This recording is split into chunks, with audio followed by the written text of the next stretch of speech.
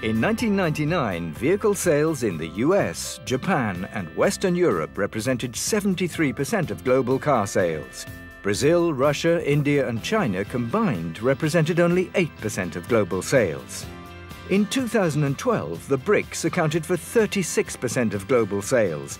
China alone was about 18 million units and is now the #1 market in the world. The developing markets are getting momentum just because they are trying to follow the path of the already developed economies. They're trying to get, transportation, they're trying to get the housing, they're trying to get all the benefits that they're seeing from people living in other countries. Many of these developing markets are very wealthy, rich countries, Russia, Brazil, China, India.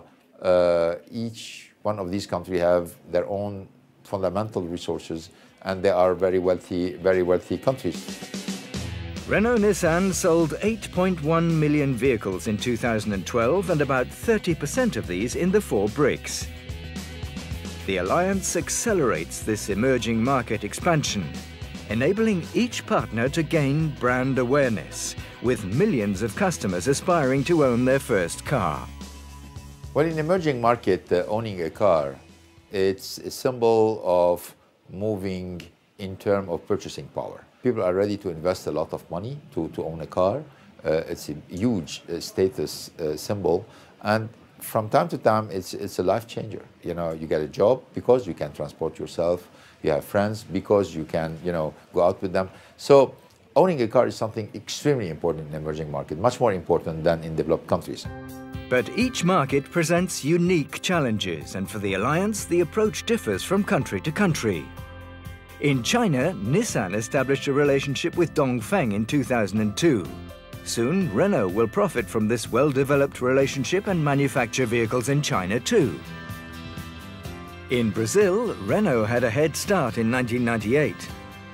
Nissan got its foothold in the country by producing in Renault's Curitiba plant and is now building its own plant.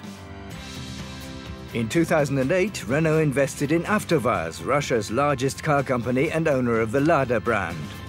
4 years later, Nissan formally joined the partnership. Soon, Ladas, Renaults and Nissans will be rolling off the same assembly line in Togliatti. Renault and Nissan took another approach in India, home of the first 100% alliance plant in Chennai. It's the largest cross-manufacturing site within the alliance, allowing both brands to attract a solid supplier base and to develop a full product lineup. If the BRICs are essential today, other countries are coming next, like Vietnam, Mexico, Nigeria, and some countries in the Middle East.